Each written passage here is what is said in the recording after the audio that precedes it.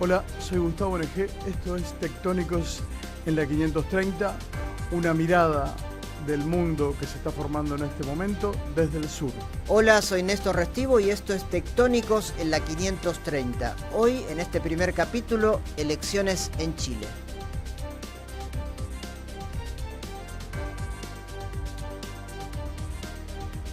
Hola, ¿qué tal? Bienvenidos a este nuevo programa. Estamos muy contentos de tener un nuevo programa en la 530 que se va a llamar a partir de ahora Tectónicos en la 530. Tectónicos es un website, de hecho se llama tectónicos.website, donde con varios colegas planteamos temas de política internacional, siempre con una mirada desde el sur global, una dinámica geopolítica del mundo actual, que hace ya casi 2 años hacemos varios periodistas. Mi nombre es Néstor Restivo, lo hacemos con Gustavo NG, que está presente en este estudio, aunque no quiso venir a la mesa, tiene alguna timidez, me parece, Gustavo, pero está también Eduardo J. Bior, que es otro columnista de los nuestros, Telma Luzani, que es una compañera también de la 530 y escribe en Tectónicos, y tenemos corresponsales, bueno, en Brasil Javier Badel, en Italia Erta Minenti, Marisa Pinoca en la Argentina, una experta en África, Marcos Salgado, que está en Venezuela, periodistas en Estados Unidos, en Asia, y otros aquí en Buenos Aires, Eric Calcaño, Jorge Bosniak, muchos columnistas que aquí en la 530 a veces son entrevistados también y son parte del staff de Tectónicos.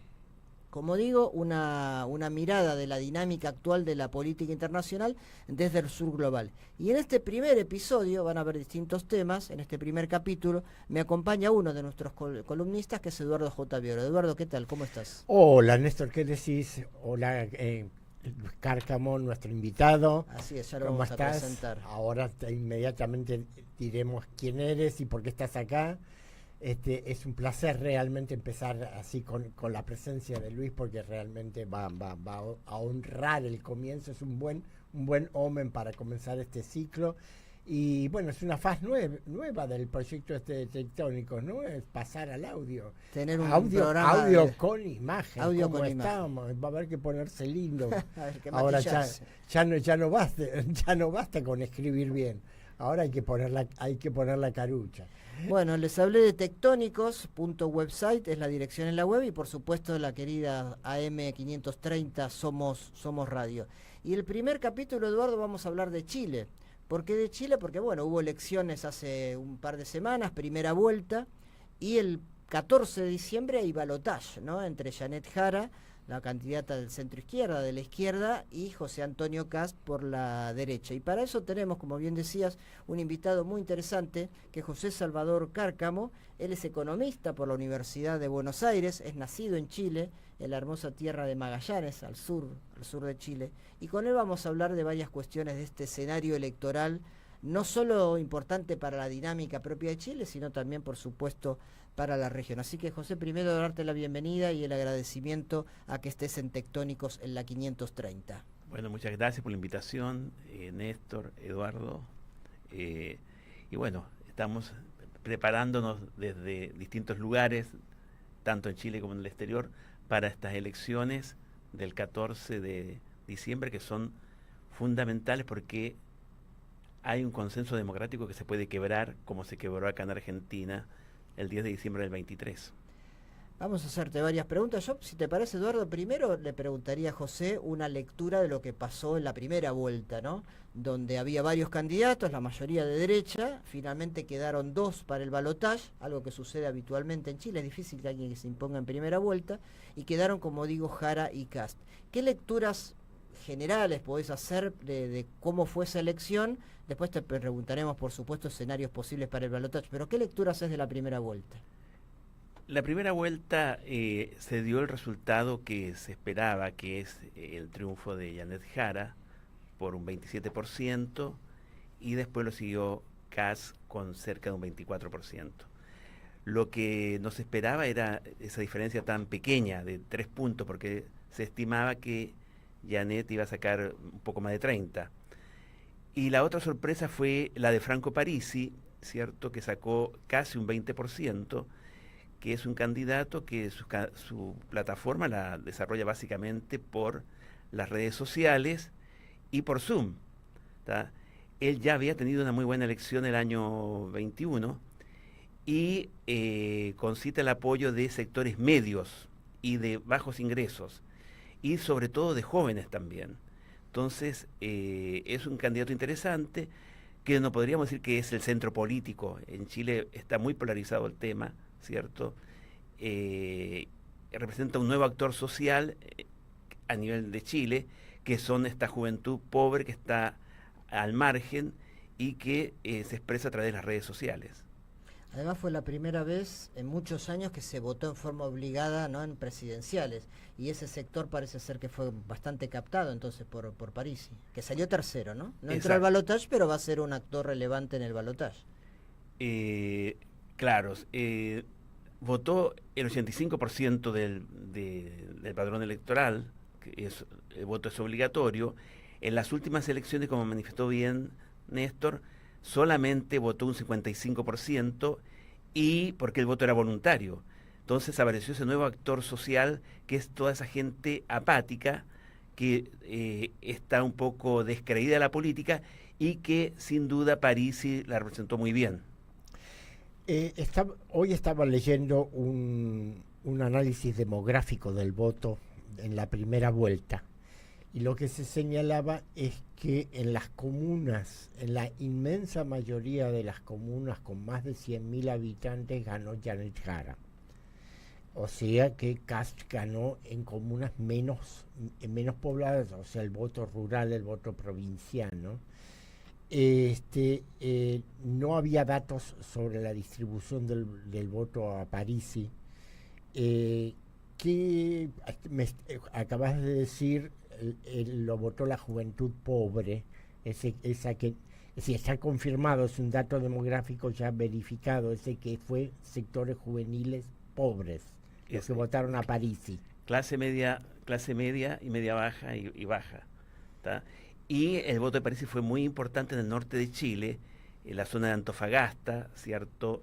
Tarapacá, que fue territorio peruano, Tarapacá, Antofagasta boliviano, ¿cierto? Y esa era una zona roja, que el que ganó en esa zona fue Parisi. Entonces allí hay un vacío de parte de la centroizquierda, y también hay que hacer campaña a los sectores populares. Es decir, ese es el eje. Hoy día Janet Jara, justamente, no sé si hoy o ayer, ¿cierto?, en estos días, digamos, fue al norte especialmente a hacer campaña, ¿tá? Porque, bueno, hay que atender a esos sectores, que votó mayoritariamente por Franco Parisi. Zona norte, donde el otro candidato, José Antonio Kast, de la ultraderecha, quiere poner un muro. Ese fue un gran tema de la elección, ¿no? Y va a ser en el balotaje. Inmigración, asociadas a seguridad. ¿Ese fue un eje importante en el voto de Chile? Bueno, hay una migración importante en Chile. Se calcula que un 8% de la población, ¿cierto?, casi 2 millones de personas, 1.800.000 si no me equivoco, ¿cierto?, son migrantes. Y en Chile, a diferencia de la Argentina, el extranjero vota a nivel nacional, así que el voto migrante es importante. Y es un problema hoy día, es decir, ese es un tema que Chile es una isla, no estaba acostumbrada a toda esa migración. Hay una migración habitual, que es la migración argentina, boliviana, peruana, pero han llegado nuevos migrantes haitianos, dominicanos, ¿cierto?, colombianos y también venezolanos. Esta nueva migración que se tiene en Chile. Me llama la atención que justo que la derecha esté pidiendo el muro, porque precisamente los votantes venezolanos son un gran caudal de apoyo al voto de la derecha. Es decir, eso está verificado. Claro. Y ocurre, como en otros lugares del mundo, algo que podríamos denominar el síndrome de Estocolmo, ¿tá? O en una literatura más sofisticada, la dialéctica del amo y el esclavo, que hablaba Hegel, ¿cierto? Entonces hay algo de eso, un poco aspiracionista, es decir, pueden ser sectores de bajos ingresos, pero aspiran a ser de clase media y se sienten de clase media, ¿tá? Clase media, ese tiene los valores de los sectores de mayores niveles de ingreso y tienen esos valores. Volviendo a la distribución del voto, porque eso es lo que están mirando en este momento todas las empresas de investigación de mercado y los propios dirigentes partidarios. Kast, además del voto de clase alta, ¿qué voto sacó? Porque acabamos de ver que sacó un voto en zonas poco pobladas, en zonas rurales, alejadas del Gran Santiago, no solamente socialmente, sino en cuanto a tipo de perspectiva, ¿qué voto sacó? Mucho voto masculino, ¿cierto? Porque tiene todo un discurso, Katz, antigénero, ¿cierto? Machista, contra los migrantes, de odio a los pobres, el emprendedurismo, ¿cierto? De lo cual él siempre habla. Entonces, ese es el discurso de José Antonio, supremacista. Y bueno, eso cautiva de alguna manera a cierto tipo de electorado. Estamos con José Salvador Cárcamo en Tectónicos en la 530, y vos, José, decías al principio que Chile está al borde de un quiebre, de un cierto consenso democrático. No recordemos, Janet Jara representa una alianza que va desde el Partido Comunista, ella pertenece al PC, hasta sectores de centro como la Democracia Cristiana. Y Kast se lo presenta a veces como un mileísta, un ultraderechista que compitió de alguna manera en esta primera vuelta con otras expresiones de la derecha, con Evelyn Matei, pinochetista, con Kaiser, más a la derecha aún. Entonces está muy polarizada ese balotaje que va a ocurrir el 14 de diciembre. La pregunta es: ¿por qué crees que está en riesgo ese consenso democrático que tenía Chile? ¿Qué prevés que puede pasar en el balotaje? Él ya anunció, cierto, que le va a dar el indulto a los genocidas que están en la cárcel hoy en Chile. También, bueno, tiene una visión conservadora, es decir, toda una política anti los derechos que han conquistado las mujeres en este tiempo. Antiaborto, ¿cierto? Es homofóbico, ya planteó, ¿cierto? Elevar la edad jubilatoria de las mujeres a los 70 años.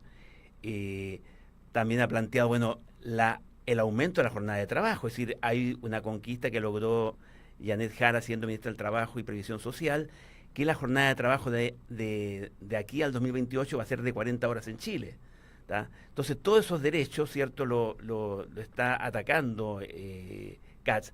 El salario mínimo en Chile hoy día es de $520, ¿cierto? Bueno, también él está en contra de eso, quiere que la oferta y la demanda sea el que regule la vida de los chilenos. Entonces, es un discurso conservador en lo político, ¿cierto?, pero liberal en lo económico. Y uno de los nombres que se escucha que podría ser ministro de Economía o de Hacienda en Chile, justamente es José Luis Daza, que ya fue su jefe del equipo económico en las elecciones del año 2021. Y de Nosotros hecho, encantados. Y de hecho, en el día de hoy habría que recordar quién es José Luis Daza. Sí, está en el equipo económico con Luis Caputo, por eso digo, un chiste que lo sacaríamos por lo menos encima de la Argentina, pero se lo endosamos a ustedes. De hecho, en el día de hoy se realiza un evento de la Fundación Libertad y Progreso. Una usina bien de la derecha liberal chilena, ¿no? Exactamente, donde me parece que está Vargas Llosa, uno de los referentes. La Fundación Libertad. Exactamente. Claro, sí. Bueno, Álvaro Uribe Vélez, que la financia, feliz. Es el think tank de la narcopolítica en el continente. Está anunciada en el día de hoy la presencia de José Luis en estos días, sí. En la Fundación Libertad allá en Chile. También otra persona que es del equipo, ¿cierto?, de José Antonio, es también los hermanos Kaiser, es decir, ya Kaiser manifestó su apoyo, tanto Axel Kaiser, que es el tercero de la Fundación Faro, ¿cierto?, de acá de la República Argentina. Entonces hay una fuerte presencia de la derecha, y esa coordinación entre lo que es la derecha chilena y Argentina es algo histórico. Es decir, ya hay memoria de eso en lo que fue la época de que gobernó Salvador Allende los destinos de Chile. Entonces, lamentablemente, bueno, esa coordinación entre las derechas hoy se da en el Cono Sur.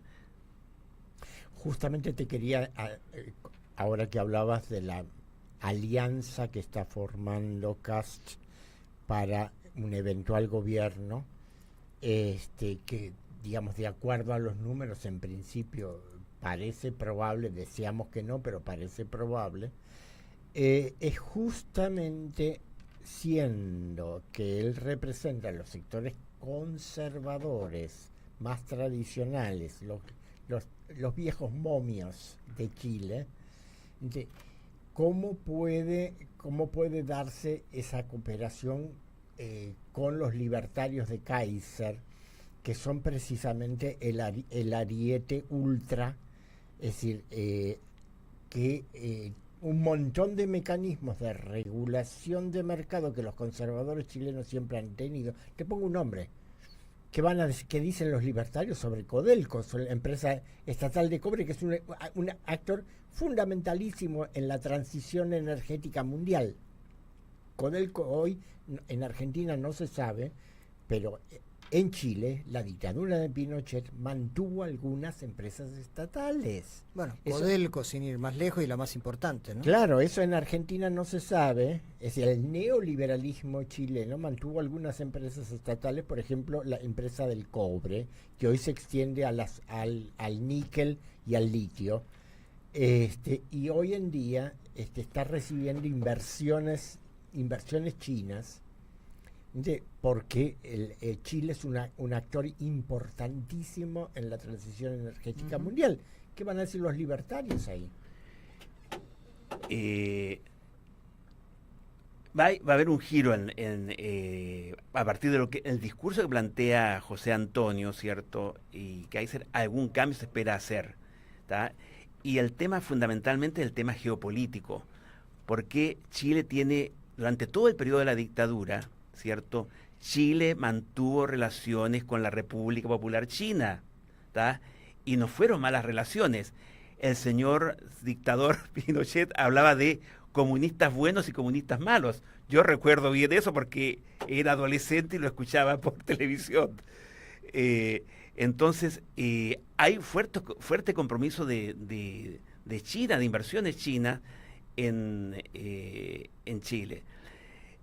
Ahora, este alineamiento, ¿cierto?, irrestricto como el de Argentina, Estados Unidos, va a generar tensiones en Chile, porque China es el principal socio comercial de Chile, ¿tá? Entonces, que todo el cono sur, con el eventual triunfo de José Antonio Kast y aquí con Javier Milei, esté controlado por la ultraderecha, genera un problema geopolítico, ¿tá? Esa es una realidad. Y China también tenía intereses, ¿cierto?, en el tema satelital en el sur de Chile, en Puerto Williams, ¿tá? Todo ese emprendimiento, no sé qué habrá pasado ahora, habría que investigar. Entonces hay un tema geopolítico detrás. Así que va a haber tensiones porque, bueno, es distinta la postura, ¿cierto?, del sector de Evelyn Matei, que es más nacionalista, podríamos decir. Tiene una postura, ¿cierto?, de mayor intervención del Estado. Seguimos hablando con José Salvador Cárcamo en Tectónicos en la 530 y quiero pasar un poco al otro sector que compite, ¿no?, y que todavía tiene mucho para hacer, que es el de Janet Jara. ¿Cómo se está encarando esta segunda etapa, esta nueva campaña? Ya modificó el comando de la jefatura de la campaña de cara al balotaje del 14 de diciembre. ¿Qué posibilidades tiene de crecer, de captar el voto algo de Parisi, quizás algo, no sé si de Evelyn Matei, pero sí un sector de centro que capaz que está asustado con Kast? ¿Qué está pensando el centro izquierda para ver de hacer posible lo que muchos creen que es imposible? Incorporó figuras nuevas, Janet Jara. Sin ninguna duda, Francisco Miranda, del Partido por la Democracia, es un hombre, cierto, con mucha experiencia y le ha dado otro carácter a toda esta segunda vuelta. Es una persona bien vista por los chilenos en general. Tiene un perfil, cierto, conservador, quizá va a resultar contradictorio, conservador, pero también tiene algunos ejes progresistas. Y también, cierto, otra figura importante en esta segunda vuelta es la incorporación también de Paulina Bodanovich, del Partido Socialista, presidente del Partido Socialista, como vocera. Bueno, han habido también declaraciones, cierto, interesantes de Parisi, ¿tá? Y sobre todo de su hermano Antonino Parisi, que planteó ya, cierto, que iba a votar él personalmente a Janet Jara, Entonces, el hermano. El hermano, sí, el hermano. Los hermanos Parisi se dieron a conocer a nivel de los medios de comunicación en el año 2012 aproximadamente, con un programa de televisión que tenían en la televisión, bueno, en su país natal, en Chile. Ahí se hicieron mediáticos. Entonces, bueno, si uno es realista, sí, daría los números que de pronto gana José Antonio, pero hay que esperar, ¿cierto? Hay que jugar las cartas. Lo peor es caer en un estado, ¿cierto?, depresivo. No, es decir, hay que pelear esta segunda vuelta. Hay algo también interesante, que la única vez que ganó la derecha desde el retorno a la democracia fue con Sebastián Piñera. Dos veces, ¿no? 2 veces, claro. Pero Sebastián Piñera, no olvidemos que viene de una familia demócrata cristiana. Entonces, no es tan lineal el tema que todo el voto de Matei, ¿cierto?, se vaya a José Antonio Cast. A José Antonio Cast, y la gente de París, ¿cierto? Ahí es central, ¿cierto?, que se juegue Yandex Jara y su comando un acercamiento mayor de que ya existe. De hecho, el que era coordinador en la primera vuelta, que había tenido referencias negativas sobre Parisi, lo sacó Yandex Jara del comando y lo ubicó en un lugar más subordinado. También hay otra figura interesante dentro del sector de Parisi, que es Pamela Giles, que es actualmente senadora del Partido de la Gente, que es el partido de Parisi, y ella, ¿cierto?, tiene un pasado de izquierda y también se ha manifestado a favor de Yandex Jara. Recapitulando para el público argentino, después de las grandes movilizaciones populares de 2019 y la elección del centro izquierda en 2021, que subió con una enorme expectativa de cambios, de recuperar todo lo que las clases populares habían perdido en los 40 y tantos años anteriores. El gobierno de Gabriel Boric puso todas las cartas en la reforma electoral de 2022.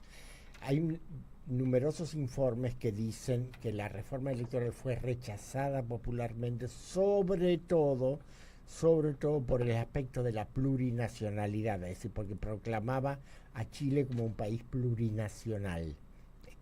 Después, bueno, cuando fracasó eso, después vino el intento de reforma constitucional de la derecha, que también fue rechazado, o sea que el pueblo no quería un giro reaccionario como el que se proponía.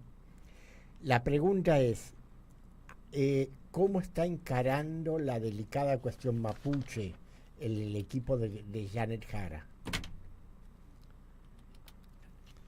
¿Qué pregunta? Sobre todo el tema, cierto, mapuche al que tú haces referencia. Te pregunto, digamos, no para que hagamos el análisis, pues nos llevaría varios programas, sino cómo lo está haciendo el equipo de la izquierda y de la centroizquierda.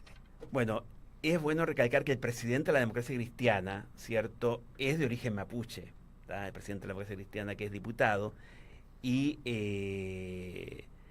eso es, bueno, ya muestra toda una presencia dentro del mundo progresista, dentro de lo que es la nación mapuche. Ahora, esta segunda vuelta, el tema mapuche no es un tema que esté hoy día en discusión, ¿tá? El tema en discusión es la seguridad, ¿cierto?, y el tema migratorio. Y en eso, ¿cierto?, la gente está más bien preocupada por el tema, ¿cierto?, de los asaltos, ¿cierto?, el problema de la pobreza, que fue uno de los debates que se dio hace unos días atrás, ¿cierto?, entre el debate que hubo entre José Antonio y Yandex Jara.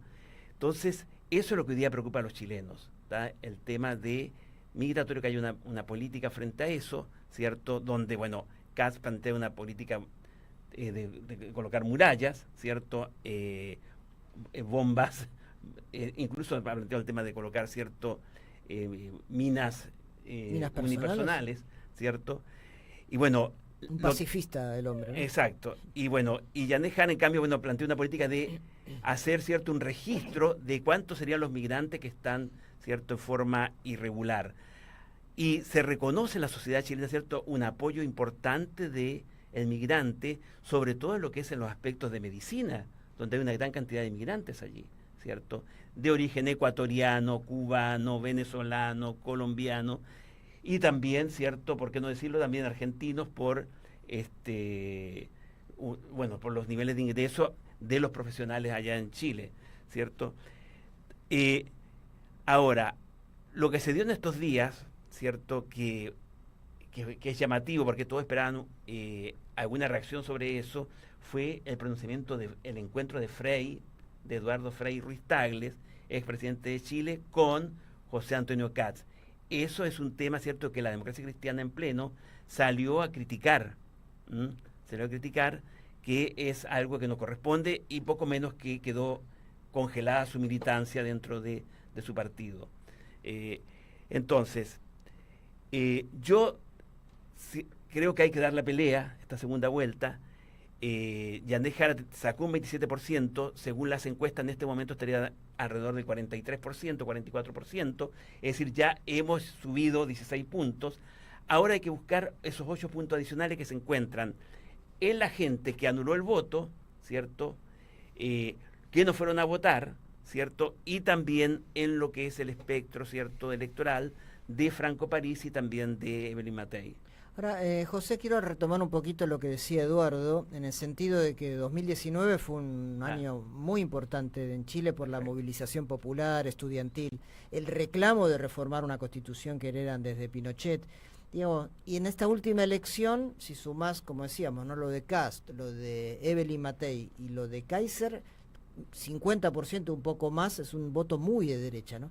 ¿Qué pasó en el medio? ¿Por qué esa rebeldía que tuvo Chile después de tantos años no se pudo canalizar en el gobierno de Boric, que termina en una zona un poco gris porque no logró lo que más se esperaba, que era la reforma constitucional y un planteo más de sacarse las rémoras tan duras del neoliberalismo y de esa constitución pinochetista de encima? Perfecto, bueno, te agradezco. Néstor, me faltó explicar ese tema, bueno, porque el tema mapuche es un tema sensible. No, pero bueno, tenemos rato para hablar. Bien, entonces, sin duda el pueblo chileno y sobre todo la juventud buscó alcanzar el cielo con las manos, ¿cierto? Y hubo mucha radicalidad en las propuestas. Tú apuntabas el tema del plurinacionalismo, ¿cierto? El primer intento de reforma constitucional. El primer intento de reforma constitucional, que hubo una convención constituyente donde los independientes fueron mayoría. Y justamente Boric llegó a la presidencia, fue el emergente de ese reclamo. Recordemos nosotros que en el año 21 el que ganó la primera vuelta fue José Antonio. ¿tá? Claro, Boric salió segundo. Salió segundo, con una votación inferior a la de Janet Jara. Entonces todo el mundo esperaba, ¿cierto?, que iba a ser de pronto presidente José Antonio, pero se dio el efecto miedo. ¿tá? Se dio el efecto miedo y la gente votó, ¿cierto?, a Boric, que fue el que encarnó mejor la revuelta que se dio a partir de octubre del año 2019 y siguió incluso en pandemia. Bueno, el 2022, ¿cierto?, se rechazó la propuesta constitucional y siguió vigente la constitución de Pinochet, que es del año 1980. Bueno, José Antonio ahí emergió como el referente de la derecha y levantó una propuesta constitucional realizada, ¿cierto?, por el Congreso de la Nación y otros personajes notables. Y esa propuesta también fue rechazada por el pueblo chileno, por un 56-57% de rechazo. Entonces, el voto del pueblo chileno no es tan lineal, no es una suma, porque uno diría, bueno, si fue rechazado, ¿cierto?, la propuesta de nueva constitución de la revuelta, que fue rechazada con un 62-38%, fue un categórico rechazo, todo el mundo dijo, bueno, la propuesta de Kast va a ganar. Bueno, y sin embargo perdió con un 56-44. Entonces no es tan lineal. Por eso que es central, ¿cierto? Y en eso, y ahí vuelvo también a lo que preguntaban ustedes, es central la incorporación de Francisco Miranda en este proceso de segunda vuelta. Hay que ganar al electorado, ¿cierto?, joven, pobre, joven y pobre, e ir a esa zona norte que está un poco desprotegida, o se siente desprotegida más bien. ¿Tá? La zona norte completamente, la conozco. ¿tá? Yo conozco Iquique, tengo amigos Claro. en Iquique y es... Entonces, bueno, eso es lo que se está haciendo, ir también a las zonas populares de Santiago, que ahí, recordemos que ahí se concentran, igual que acá en Buenos Aires, casi un 45, un 40% de todo el electorado. Entonces, bueno, ir a los sectores populares, no tener un discurso tan ideologizado, ¿tá? Ir con cosas concretas, y por eso Yanet Jara plantea, ¿cierto?, como objetivo llegar a un sueldo mínimo de 750.000 pesos chilenos de aquí al fin de su mandato, que sería, ¿cierto?, $750. ¿Tá? Ya el sueldo mínimo hoy día en Chile, el salario mínimo, perdón, es de $520. Entonces, ella está planteando cosas concretas, y es una mujer que llega a la gente que tiene calle, cosa que le falta, ¿cierto?, a José Antonio, y que lo ha mostrado Yanet Jara en los debates. También, ¿cierto?, es bueno recordar que la familia de Katz es una familia muy conservadora, ¿cierto? Tuvo 10 hermanos, Katz tuvo 10 hermanos, 2 nacidos en Alemania, su hermano mayor, ¿cierto?, Miguel Katz, que yo estaba en Chile cuando fue presidente del Banco Central de Chile, perdón. En la época de Pinochet. En la época de Pinochet fue presidente del Banco Central, murió muy joven este muchacho. Él nació, el hermano, ¿cierto?, en Bavaria, ¿tá? Y el padre de José Antonio escapó por el camino de las ratas, que así se denomina, está en alemán, donde escaparon todos los genocidas nazis. Y el padre de José Antonio llegó a Bariloche, y de Bariloche cruzó a Chile. ¿Tá? Entonces hay una complicidad, ¿cierto?, de la familia Katz con lo que es el proceso militar, y que además José Antonio reivindica. En sus últimas intervenciones se ha cuidado, ¿cierto?, en no plantear posturas tan regresivas como las jornadas de trabajo de 40 horas, ha mantenido silencio frente a eso, sobre la reducción, ¿cierto?, el aumento, perdón, de la edad de jubilación de las mujeres, etcétera. Es decir, se ha cuidado en sus propuestas más conservadoras, perdón, en sus últimas intervenciones. Yo tengo una más, te quiero hacer. Adelante. En octubre hubo, como sabés, José, elecciones generales de medio término en la Argentina, parlamentarias, y el resultado fue bastante favorable al gobierno de Javier Milei, ¿no? ¿Cuánto influyó eso en el buen resultado que estuvieron las cartas de la derecha en Chile? O te lo pregunto al revés, ¿un peor resultado, una victoria de la oposición peronista en la Argentina, hubiese sido más favorable para el escenario que se viene electoralmente en Chile? Y influyó. Es decir, nos gusta o no nos guste. O sea, te quiero llevar a un paralelismo que ya expresaste en la primera respuesta entre lo que podría ser un gobierno de Kast y lo que es Milei, ¿no? Vos decís que sí influyó. Y sí, porque, bueno, justamente por las vinculaciones que ya mencioné anteriormente con José Luis Daza, Axel Kaiser, las fuertes vinculaciones que existen, ¿cierto?, con el gobierno chileno, ¿tá? Con el candidato a la presidencia de Chile, que es José Antonio Katz. Es decir, esa relación existe, ¿tá? Hay una fuerte coordinación sobre ese tema. Sin duda, de eso no tengo duda, aunque es contrafáctico en realidad, pero un resultado desfavorable a Javier Milei en las últimas elecciones legislativas hubiese favorecido a Chile.